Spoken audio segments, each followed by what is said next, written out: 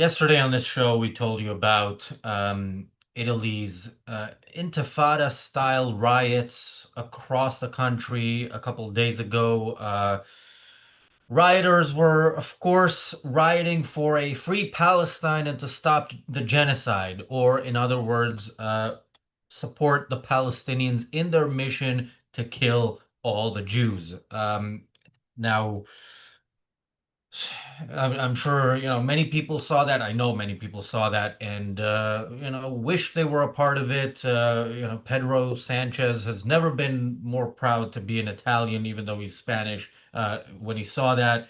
And Turns out the Italian government listened very clearly. Italy's far-right government, as the media, who likes to use that term, tells us. And to their credit, here the original far-right Italians were also quick to jump on board and help those who wanted to exterminate the Jews. So do today's so-called far-right Italians. So Italy's defense minister, Cesare Maldini or something. Sorry, I only researched the important stuff. It's Guido Grosseto. Daniel tells me has decided to send Italy an Italian Navy ship to help the flotilla. Why? Why does the flotilla need help? The flotilla we talked about here many times. The Sumun Global Flotilla that's been flotilling around the Mediterranean for the past month or so. From time to time, when they kind of slip out of the headlines, they tell us that they've been attacked by drones. Well, yesterday they told us again that they've been attacked by Israeli drones, and much like previous attacks, these ships that have more cameras than people, and some of them are security cameras that are 24/7, have not managed to catch one image or video of an actual drone. Of course, an image or a video of an actual drone, unless you can identify it specifically as Israeli, doesn't mean it's Israeli. And with past so-called attacks, we know that it was done by the people themselves, either by accident or on purpose. But either way, it achieved its goal, which is attention. Now it achieved a further goal, which is Italy sending its navy. I mean, yeah, it's one ship, but holy shit. I mean, seriously, what are they actually doing here? This is the flotilla as such is an act of war. It is an act of, they're openly saying they're bringing aid supposedly to starving Palestinians, but really they're bringing aid to the people who started a war and are choosing to continue that war. That is military aid by any definition that people actually, aren't using as a when people don't use words as a weapon. That would be the definition. Israel, if it is acting in self-defense, but of course there is zero evidence of it doing anything, and plenty of evidence that the people accusing it are professional liars. Welcome to the Daily Objective. I'm Razi Ginsburg. I'm joined by Daniel Kraus. Daniel, is Italy about to go to war with Israel? And do they know it's probably not going to turn out that well for them if they do? I mean, here is the thing. I don't know what they are really planning to do. Mr. Crocetto has offered the strongest condemnation of the attack on the flotilla drones by currently unidentified perpetrators. Uh, so, okay, let's say the Italian ship does indeed join this flotilla and they continue and then they get to Israeli waters, or basically the blockade waters where Israel is currently upholding a blockade. I mean, Israel considered this a blockade. Now here is this like weird like international law. If you want to go by that route, which again it's like you can never really say which side is right under the international law because there is no supreme authority to really decide these things. But from the Israeli perspective, there is a blockade, and this blockade was in the past recognized even by the UN, take it for whatever it's worth. But there is a blockade, and when somebody tries to break the blockade, Israel will intervene. Israel has a right under the sort of even international law to basically stop them, to search them, to stop them from entering. Now, if the Italian ship does it, what will happen? What I'm suspecting will happen is I don't think this Italian ship will go into Israeli waters. I think it would be uh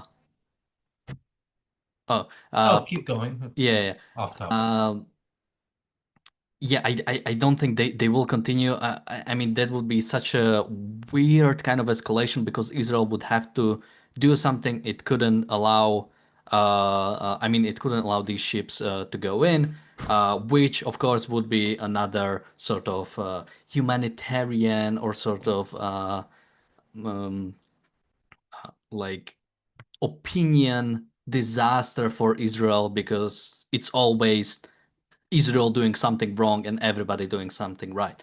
But if we take it at face value, if these ships are truly bringing aid, which it's not really sure, but if they are bringing like that there is a reason why there is a blockade. It's to it's to originally it was to stop weapons from going in, and now it's so Israel has control over, like, this is war. This is not like a fun picnic we're having. This is war. Israel has to do whatever is necessary. The fact that Israel has been allowing aid to go in is already a problem from the fighting war perspective.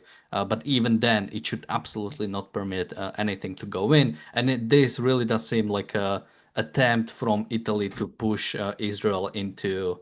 I mean, this is something Hamas has been doing from the start, so it's appropriate that these people take the same principles, right? You put all your arms in the civilian buildings and then put Israel in a position where either it has to allow military Hamas as a military to continue, and it loses this way because it allows military to go on, or it there are civilian casualties from Israel striking, which of course on the international stage is of course a fault of Israel for doing so, not for Hamas for letting it happen. On the one hand, I look at this and I think, what you gonna do? Seriously, like what is Italy gonna do when Israel says, "Okay, enough is enough. You've done your thing. You've done your TikToks.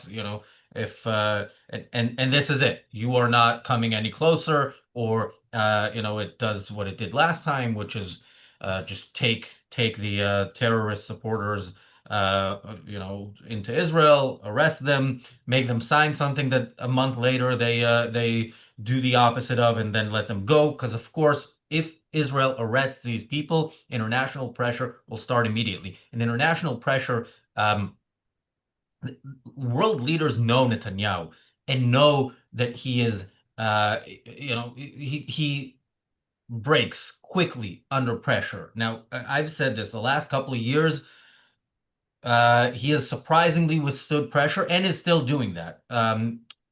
But it is mounting, and if Israel doesn't step it up, the operation in Gaza City at the moment is scheduled to go into the first quarter of next year, and they're still talking about potentially there will need to be more operations afterwards, which you're kind of saying, okay, we this is a failed mission if more is needed afterwards.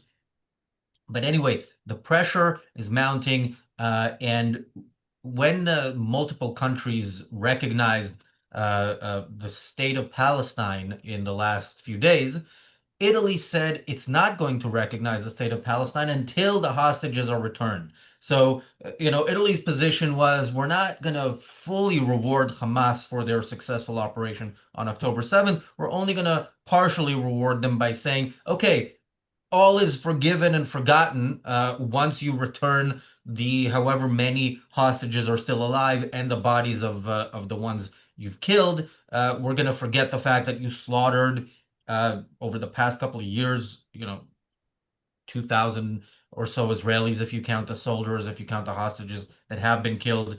Um, it's all going to be not even forgotten. It's going to be rewarded because that's what it means to recognize a Palestinian state if Hamas now were to release all the hostages and stop the fighting. Um, and so that's Italy's position, and I guess Italy felt the Italian leadership felt bad about that position. They felt bad that they weren't pro-Hamas enough, like Starmer and the people Starmer follows and the people that followed Starmer. So yeah, this is them showing where they stand. And by the way, I see some people in the chat. Toro Worldwide says, "What did Italy do? I love Italy." Yael says, "It is time to stop loving Italy." Yeah, I agree, but maybe not as a place to to go have some good pasta. But yeah, their government has not been pro-Israel before. This is Israel's problem all the time and we've been talking about it since October 7th. Israel wants the people who hate them to pretend to love them. There is no other way of putting this. And so saying we're not going to right now recognize a Palestinian state, Israelis thought, oh, they're pro-Israel. No, they're anti-Israel. If they were pro-Israel, they would say the Palestinian people need to be defeated in the war that they started. That is not the position of the Italian government. As I said, the position is this terrorist attack needs to be rewarded, just not in the exact way that it is being rewarded now. And yeah, this is their way of making up for it. They are sending their military to help out their armed forces. Yeah. Yep. Well, just quickly, when it comes to sort of conditioned Palestinian recognition, it was also that Hamas wouldn't be allowed in the new government of Gaza, whatever that means. That's what Maloney said. Now, when it comes to sort of like being pro-Israel, being anti-Israel, something important to remember about, I mean, you earlier called it the far right, right? There is this faction of populist right in the EU, which kind of is trying to play both sides. I think even on Ukraine, Maloney is sort of like trying to play both sides, not necessarily being full pro-Russian, like for example Orban or somebody like that, but also not really being too supportive of Ukraine. So you see the similar thing here. You see this kind of maybe populist pragmatism. Basically, yeah, we won't say we will recognize the Palestinian state because we are sort of on the right, and that's probably our voters, what our voters want. But people went to the streets immediately after she said so. So okay, we'll give you this one chip to protect that, to maybe try to appease that. It's not principled. It's not nice. It's pretty disgusting. I mean, I think somebody said Italy was captured. Yeah, captured by its voters. Again, trying to blame everything on immigration or anything like that. The fact is, no, it's the native population, if you want to call it that, that is also anti-Israeli, that is also anti-freedom in its own country. So I know it's looking for a scapegoat is always nice, but it never really works out. So yeah, and I do want to see what really does happen. What position? I don't think we have a comment from Israel yet, so it would be interesting what Israel will say even before they start getting closer. Because I don't know even where the flotilla is right now. If they left Tunis already, or if they're like meeting Yeah, I halfway. mean, this happened off the coast of Greece, right? Or some Greek Oh, islands. okay, we're already there. So, because I know they're going to Cyprus first, so maybe they'll meet in Cyprus and then from there to Israel. So we might know, I guess, in the next few days or the next week. So that's gonna be interesting. But yeah, Israel should absolutely take a hard stance. This is not like the blockade is not there for fun or just let's have a blockade. We'll see what happens. It's we want to prevent arms from going into the hands of Palestinians and into the hands of Hamas, which they've been able to do despite the blockade because nations like Egypt have not really controlled their side of the border and have allowed arms to go in. So Yeah, to some extent this is also on Israel, that Israel is acting like this is some civil disagreement they are having with Palestinians. So we just have to properly balance the how much we are going in to how much we want to what respect the rights of Palestinians. What kind of rights do the people that start the war against you have? Yeah, thank you, Bonnie, for the super chat.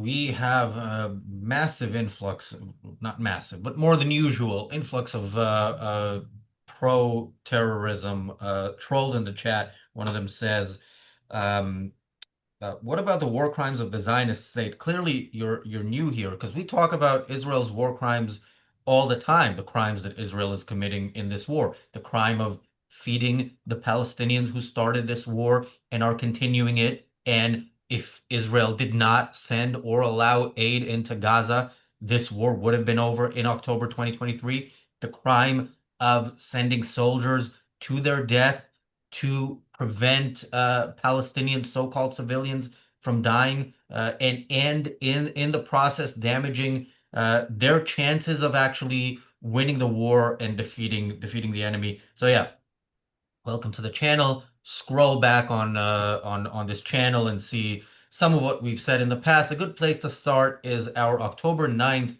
2023 episode, Why Israel Can't Win, where we basically told you what is going to happen in this war, how Israel is going to fight, refuse to fight, pretend that the Palestinian people are not the enemy, which of course they are, and how the world will immediately unite around the Palestinians because the world is on Israel's side when Israelis are dead. That is the kind of uh, good kind of Jew that there is as far as the world is concerned. Um, yeah, on the riots from a couple of days ago, it's interesting. You know, rioters riot because they're savages. If you know they're pretending one day that it's about the Palestinians or what have you, and another day about I don't know what else they write about. You know, the global warming, but it doesn't matter. Like some people just want to break shit. You know, some people build and some people destroy that which others have built. And that's what rioters are. And they come in all you know, I'm not going to say ethnicities because I saw Chandler calling somebody out on that. In all races, you know, it's not you're not genetically predisposed to be a rioter. You do that out of your own choosing. And yes, many of these rioters are Muslim immigrants to Italy, and many are homegrown savages. So yeah, keep that in mind when you see people behaving like that. They are responsible for what they do and should be held accountable. Yeah, I mean, absolutely. I don't know what to really add to the sort of ethnicity or race question. Uh, I mean, I guess something else to bring up is Dave, and I mean, the Flotilla have said that we have no weapons, we pose no threat to anyone. It is Israel who is killing thousands of people and starving a whole population, which again, and this is the problem, you don't even know where to fight them because it's not starving, but if it was, that's for Palestinians to surrender to stop the starving. Again, there is a simple solution to all the problems of Palestinian. Although at this point, on some level, it's late because occupation will happen. But you should have, yeah, well, you shouldn't have started the war in the first place. But also, you could have surrendered. If you believe doesn't represent your interest, doesn't represent the Palestinian people, then give up Hamas. Stand up to Hamas. Apparently, you know, if we are still on the race question, the white people in Europe could stand up to the Nazi dictatorship in pretty much every single country. And what are you saying that Palestinians are unable to stand up? Because again, like a lot of people are trying to hold two things at the same time. Hamas is an oppressive dictatorship, so Palestinians cannot speak out. But also that they do not want the same thing. So Those two things cannot work together. And I think something that has to be pointed out is how much there is this thing where people say they cannot do something, uh, but it's almost like anti-axiomatic because the only way to say it, that you cannot do something, is to be able to say that. And what I mean by that, it's like people who complain on the biggest platforms in the show that they cannot even say something, right? It's in the countries that you cannot say something, you don't hear from those people. And in the same way, they're like trying to break this blockade. Try to break a blockade of like communist China or Russia or any other state. Nobody tries that because everybody knows what would happen if they ever tried it. So trying to say that Israel is this dictatorship or Israel is this genocidal state, and you what try to peacefully go there, you cannot peacefully go or peacefully protest dictatorships or genocidal states because they would completely blow you up, which Israel won't because it's not. Somebody in the chat says, I'm Italian. The Navy is not in any way joining the global flotilla, but will be there if some accident happens. Well, look, beware. That's a big question. If they'll be there while these people, fly drones into their own ships and pretend that it's Jews, that's one thing. If they're actually, if they're accompanying them, and then when they're in the area where Israel said, this is it, they go, farewell, all the best, like dropping somebody off at the airport and then not joining them on the flight, then fine, whatever. It's still very weird that they would want to protect um terrorists, by the way, funded by actual terrorists. A bunch of these people, the information is out there. Maybe we'll do a show on that at some point. But a bunch of these people have direct connections to Islamic terrorist organizations, including Hamas. Uh, why you would want to protect them when they are committing an act of war, there's a big question in my mind. But there's that the stupidity slash evil that you can expect from pretty much every European government today, and then there is an act of war. Is Italy going to carry this to the point that Italy is actually engaging in an act of war against Israel? We're going to find out. By the way, in their official statement, the Italian government said, we've informed Israel about this. I don't know what that means.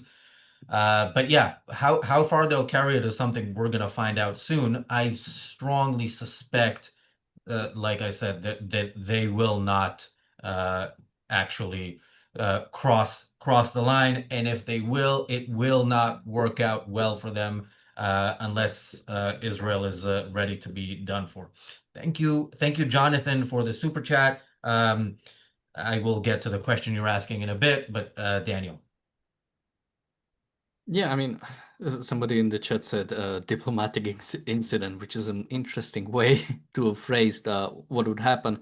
But yeah, as you say, I don't think it will happen. It would be, I mean, again, like like that would be them trying to break the blockade, which we know what should happen when it comes to breaking the blockade. Israel will, I don't think Israel can afford to simply let it go, even if it's a Italian ship. So it would have to stop it. If it would have to maybe board it, which then I mean, I don't know exactly who is on the Italian ship, but I assume it's the whoever sort of works in the Navy. So you would have the IDF taking over like a military ship, right? Like an Italian military ship of NATO at that. So yeah, I think it would be insane to bring so much tension to basically a bunch of activists, let's call them that, trying to basically just trying to make propaganda again. That there is no solution here. If you believe that Israel is this genocidal state, they would just blow you up. They would never try to do this against an actual dictatorship. Yeah, on the diplomatic incident, issue. This already should be a diplomatic incident. Again, if Italy chooses to use their navy to protect terrorists in international waters, they're still protecting terrorists. So I still, terrorists who are very clearly going to aid a war effort against Israel. So yeah, this should be a diplomatic incident, but that is not that I do not expect from Israel. By the way, decision makers in Israel, you know, and Italy, if we can not do this in the middle of the night like Iran, and then I'm about to go to sleep. I need my beauty sleep. This is doing shows at 4 a.m. is not to my liking. So if you can uh, take that into consideration. Deborah says, pity the Italian Navy hasn't dealt with the invasion of their own shores by violent Muslim men. Look, look at the riots in Italy a couple days ago. It's not just violent Muslim men. It's violent Italian men, boys, women, girls. It's all of the above. This is not, yeah, there absolutely is an issue there. I'm not saying this is not an issue to consider, but there is homegrown evil in every country. And yeah, that homegrown evil identifies itself by waving a PLO flag and usually by breaking some stuff that they do not own. Um, yeah, the problem is much deeper, and there was no mass Muslim immigration before the last time Europe decided to exterminate the Jews. So this is a Europe issue as much as it is an Islam issue. Yeah, I And agree. Not much to add. well, I do have one other thing to add, which is while all these savages t try to break stuff, there are people who try to build stuff, try and succeed in building stuff. Many of them inspired by Ayn Rand's philosophy of objectivism. And for the first time ever, we're doing a conference that showcases those people and their successes. Lectures in the lecture hall, brief lectures, not 3-hour lectures. They're all 30 minutes long, um, by people who have been massively successful in the real world, uh, and revolutionized their industries in some cases. Next to it, the first ever expo of objectivist companies, showcasing how they have achieved that success. And of course, at the highest ticket level, you get a bunch more, including coaching directly from some of these people, one-on-one coaching with people who have built multi-million dollar businesses, multiple coaches who have built multi-million dollar businesses, and lots more. Yeah, we will be there, and you should too. So yeah, make sure you sign up to the Irreplaceable Spark Conference, objectivism.co.uk, October 25th, 26th. It's a Saturday and a Sunday in Orange County, California, right next to John Wayne Airport. Uh, what is the reality show again? We'll be talking about Tucker Carlson and Cenk Uygur, who recently had an appearance together. We might mention also the Young Turks becoming 9/11 truthers, but maybe just at the end because it probably deserves its own episode. Sounds fun. And yeah, again, these people need to be talked about because they are the mainstream of political and cultural thought right now in the West. Wow. Lots of jihadists. Stay tuned, jihadists, and yeah, watch the reality show, which starts in a couple of minutes. Thanks, Daniel. Thanks everybody for watching. We'll see you on the reality show.